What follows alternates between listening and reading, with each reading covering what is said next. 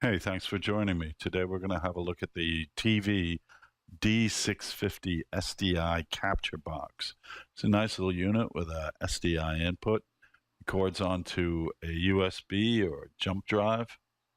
It's nicely made. Let's have a look. Here's how I set it up for testing. I have a laptop computer which is feeding a decimator MDHX converter, which takes it from an HDMI to an SDI output. There's a USB socket for your storage device. This must be an NTSF or FAT32 format in order to be recognized. There's a socket for the remote control receiver. There's a 3.5 millimeter stereo input that can be used for narration or injecting analog audio. There is a stereo headphone connector that can be used to monitor the digital sources. There is a USB 2 connector that allows you to capture straight to a PC for streaming on the internet.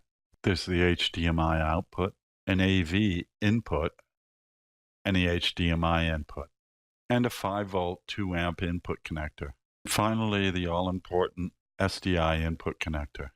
And let's talk about that SDI connection. I set up the decimator so that we could feed various frame rates and resolutions into the capture box. 1080, 50, and 60, 480, 720 at various frame rates, 25 frames per second, 29, 30, 60, 50, 59. The D650 capture box handled them all without a problem. The included remote control is very handy with its input selectors, the output ratio selector, mute buttons for the analog and digital input. There are level controls for the analog audio input, the recording resolution selector, and the playback controls. The built-in video player lets you select a file that you've just recorded and view it right on the player. You select the file, brings up the data, you load the file, and you can view it fast forward at many speeds and backwards. The setup menu is very convenient, lets you set the time, schedule recording, set the language, aspect ratio, and other settings. With the bitrate menu, you can set the bitrate to 6, 10, or 16 megabits per second, and you can also set it to loop record indefinitely, which is quite handy. Your files can either be limited to 2 gigabytes using the FAT32 storage device, or if you use an NTSF storage device, you can have an unlimited file size.